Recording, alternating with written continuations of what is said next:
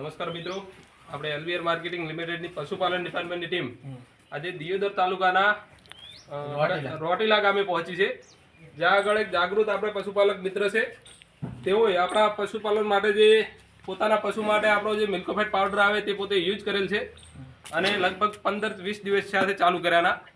તો અત્યારે આપણે એમને પૂછીશું કે બે પશુનું તમે ભેળું દૂધ આપતા હતા તો અત્યારે કેટલો ફેટમાં રહેતું હતું દૂધ, ફેટમાં અત્યારે કેટલો ડિફરન્સ છે એ આપણે થોડું જણાવશો? હા, જણાવું છું ને. આમાં એવું હતું કે જે પહેલા આપણે આપતા ને ભેંસનું ગાયનો બંનેનું ભેળું જ આવતું હતું, બરોબર. એટલે અમારો 4 ફેંટની એવરેજ જ પડતી હતી, 4 ફેંટની 4 ફેટ રહેતા બરોબર.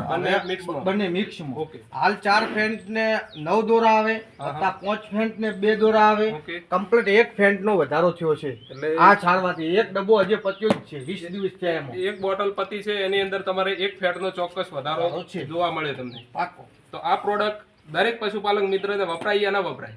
આ વપરાય. તમારું બીજા પશુપાલક મિત્રોને તમે શું ભલામણ કરશો? મારું કેવું એમ છે કે આ મિનરલ પાવડર વાપરવાથી કે પશુઓને 100% પશુને એક તો વધો વધે છે. ઓકે. એની બધી હાઈટમાં બીજી ને એનો બધો ગોસ્ત છે એ કમ્પ્લીટ થાય છે પશુનો, વત્તા ફેંટમાં વધારો છે. ઓકે. તમારું કહેવું એવું કે જે આ પ્રોડક્ટ ચાલુ કરવાથી પશુની તંદુરસ્તી પહેલી તો જળવાઈ રહે છે, બરાબર. બીજી કોઈ આવનારી મેજર બીમારી અમને સંકળાવા ના દે, બરાબર. દૂધમાં ફેટમાં ચોક્કસ વધારો થાય, 100% વધારો થાય. ખુશ પ્રોડક્ટ વાપરવાથી? ખુશ. Thank you. જય હિન્દ, જય એલબીઆર.